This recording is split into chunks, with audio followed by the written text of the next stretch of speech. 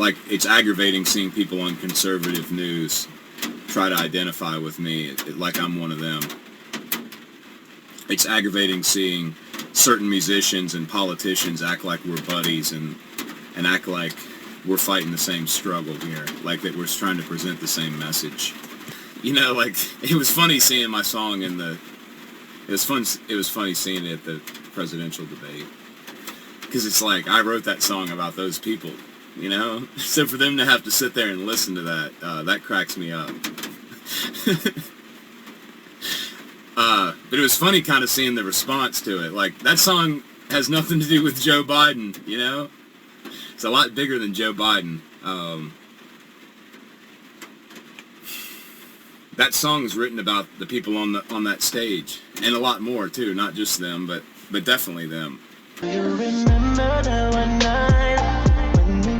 So some Oliver Anthony news. We all know Oliver Anthony. He blew up on iTunes, on YouTube, overnight sensation after he released his #1 hit, Rich Man North of Richmond. Within a couple of weeks, he became an absolute superstar, was receiving multi-million-dollar deals for country music.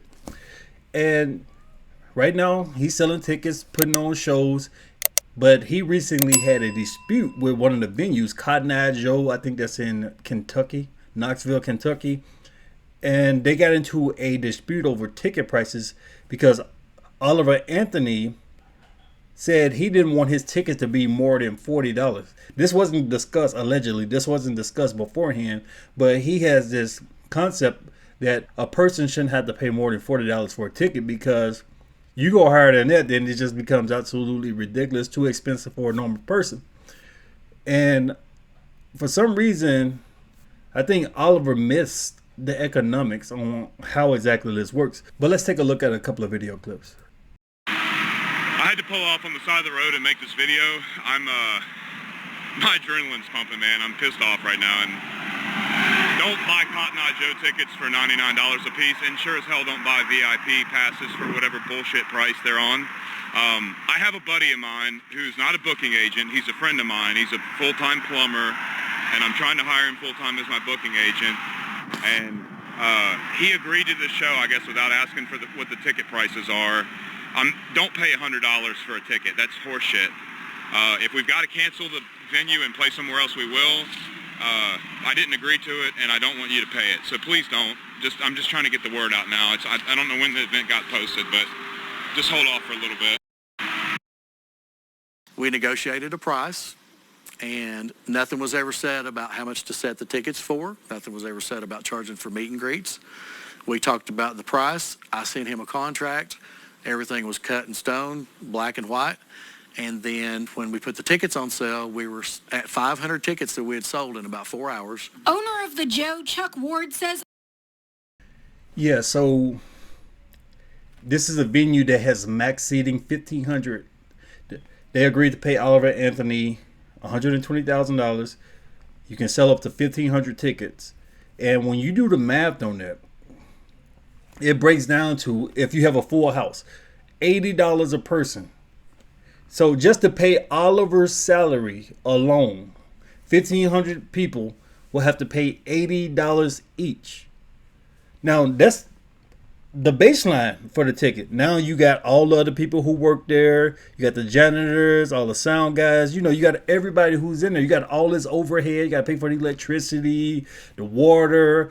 You got to pay for all these services. And the venue actually said that they were going to try to break even on it because they're trying to keep the price as low as possible, just trying to do something fun, help push his name out there. But Oliver, who just said that his booking agent is his friend who's a plumber who has no experience. I don't know, man. Maybe you need a professional. Maybe your plumber friend can work under a professional who's working with both of y'all. And maybe before you went public with this, maybe you should have talked to the owner and whoever else behind the scenes. That's something I said about Anthony a couple of weeks ago after looking at a couple of his posts after he went viral. I said this guy needs a publicist or somebody in his life to kind of help guide him, because he'll get online, he'll get on Instagram and just start spouting at the mouth. And he just needs somebody to kind of clean up what he's trying to say, help him communicate better. because it can kind of put people off. And doing something like this is pushing off businesses. You have venues who are trying to work with you, and now you burning bridges. Someday in the future, couple of months from now, you might need to use this venue again, but you just burned a bridge. Other venues are looking at what you just did, and maybe they won't want to work with you because of that. So the first song went viral. It was a great song, but I just think this guy needs a little bit more guidance on how to handle things.